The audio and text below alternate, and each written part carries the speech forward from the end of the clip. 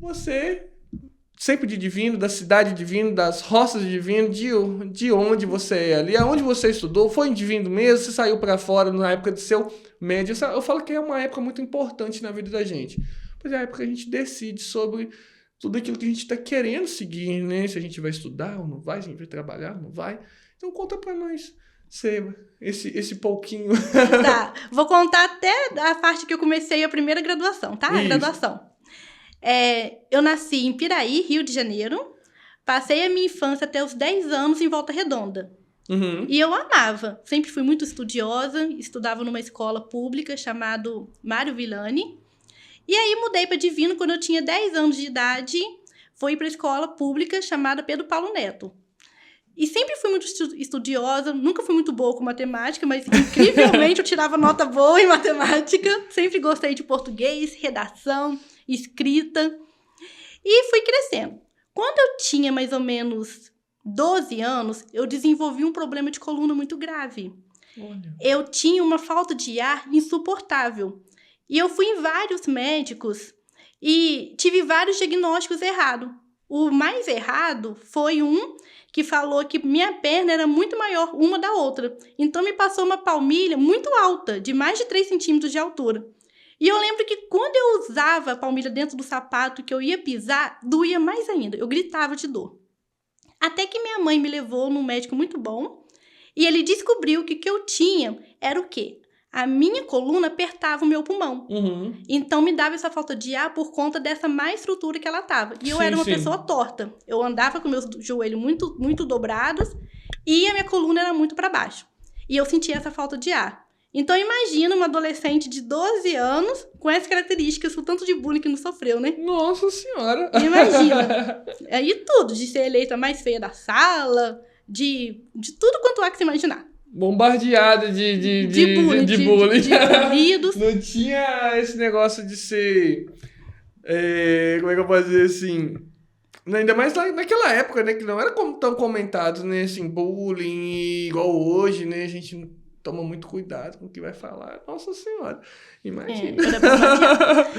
E aí, quando eu tinha 14 anos, foi feito um colete pra mim. E eu lembro que eu falava assim, eu quero operar. Não sabendo o risco de uma cirurgia de coluna, né? Eu com 14 anos. E o médico falou assim, Maiara, se você operar, corre o risco de você ficar paralítica ou paraplégica. O colete consegue te curar até os 18 anos. Então, foi feito esse colete quando eu tinha 14 anos. Quando eu ia virar para 15, eu já estava usando o colete.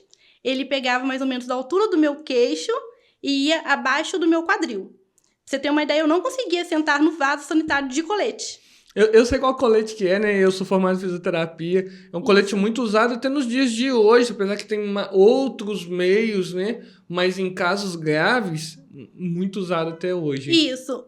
A estrutura do meu era um pouco diferente dos que você vê hoje, porque o meu não era somente aquela risca de alumínio. Além da risca de alumínio, ele tinha também... Porque aqui você sabe que é gesso, né? Uhum. Ele tinha também uma faixa de gesso grandona, que cobria meu peito, mais ou menos 20 centímetros. Então, ele me machucava muito em época de calor. E eu usei ele 3 anos. Aí já era outro tipo de bullying. Aí já era armadura de São Jorge. Só que, engraçado que eu não lembro de sofrer com esses bullying na época. Hoje eu sei que eram muito pesados. E eu tinha um sonho, nessa época, de ir pro exército. Uhum. Quando eu descobri o problema na coluna, que eu usei o colete até os 18, eu sabia que esse sonho tinha sido jogado por água abaixo, porque eu poderia passar em uma prova teórica, escrita nisso. É teórica mesmo, né? Teórica. Mas jamais passaria na prova prática. Quando eu formei, eu estava com quase 18 anos, que eu fui começar a universidade, eu fiz um vestibular para Direito. E eu passei muito bem, eu ganhei 50% de desconto. Só que ficaria muito caro mesmo com esses 50% de desconto, por causa da van também. E aí, porque era o que mais aproximava com o que eu queria, que era ir pro exército. Uhum. Aí, desisti. Minha mãe falou assim, Maiara, pra você não ficar sem fazer nada que você gosta muito de estudar, e eu gostava, tá? Uhum. Faz uma faculdade de professor. Aí eu falei assim, mãe, faz letras. Eu falei assim, letras não. Aí eu falei, então faz alguma coisa. Fui pesquisar lá, tinha parte lá tinha curso técnico também, de técnico de enfermagem. Assim, não dá pra mim não, como é que eu vou ver vomitado, sangue? Cada um tem seu dom, né? Trabalhar na área de saúde. Cada um tem seu dom. Aí eu pensei, pedagogia, porque pedagogia tem várias outras áreas. Eu posso trabalhar em secretaria de escola, Sim. eu posso trabalhar... Aí eu vi lá psicopedagogia, que eu amava criança especial, porque eu não era uma criança especial, mas eu passei por um período, né? Eu vi lá também que eu podia mexer com gestão escolar. Eu vi várias alternativas dentro da pedagogia. Tinha até pedagogia empresarial. Psicopedagogia empresarial. Aí eu assim, esse aqui que eu quero. E eu pensei, então já que eu tô fazendo um curso de pedagogia, mãe, o que você acha melhor? Eu fazer em Carangola ou eu fazer aqui mesmo? Tinha acabado de abrir o polo lá. E eu acho que minha turma foi a terceira do polo, que é uma faculdade à distância, EAD. Só que o curso que eu fiz, por ser uma das primeiras, eu acho que a minha foi a terceira turma mesmo. Era semipresencial, eu tinha que ir toda quinta-feira.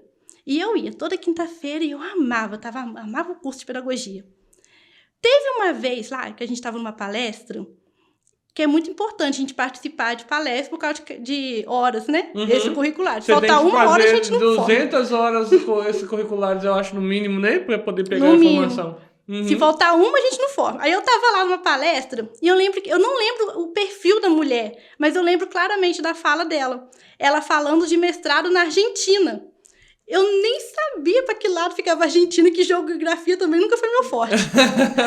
Eu sei que aquilo me encantou tanto, ela falando, e ela ainda falou assim na palestra: o mestrado na Argentina é bom, que acontece muita troca cultural, a comida de lá, a carne argentina, que eu acho que é picanha, a picanha argentina. E ela ainda falou assim, só que a revalidação é muito difícil, mas é muito possível. Porque a revalidação seria o estudar lá e pegar o estudo de lá e ganhar autorização para trabalhar aqui. Exatamente, para exercer aqui. Tem que ser revalidado aqui no Brasil. Por uma universidade que tem aquele curso que você fez fora. E aí eu lembro que eu falei assim, eu nem sabia para onde ficava a Argentina, nem que mestrado que eu queria, mas eu lembro que eu falei assim, eu vou fazer mestrado na Argentina. E eu falei isso um monte de vezes. Você tem uma ideia, eu falei isso, meu marido estudou comigo. O fundamental e o ensino médio todo. Até com ele eu cheguei a falar que eu ia fazer mestrado na Argentina. Homem que a palavra tem poder. Na psicanálise a gente fala muito do poder da palavra. E isso é bíblico. E aí formei a pedagogia, ingressei logo o curso de psicopedagogia, uma pós-graduação de psicopedagogia. A distância também, essa pós? A pós também foi à distância. Durou 1 ano. O curso durou a faculdade foi 4 anos. Eu formei com 21, já ingressei em psicopedagogia e terminei psicopedagogia com 22. E o curso era à distância, mas eu fazia muitos trabalhos, eu fazia TCC, fazia aqueles relatórios de estágio para pessoas que faziam faculdade até em federal. Eu fiz muito trabalho para os outros e eu acho que isso me deixou mais... envolvida ainda no assunto, né? Porque a gente, quando vai fazer os trabalhos, né?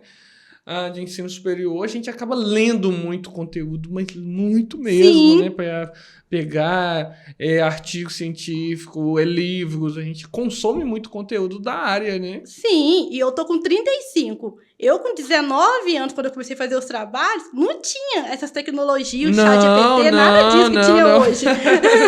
Eu lembro que tinha as enciclopédias, a gente tinha os livros.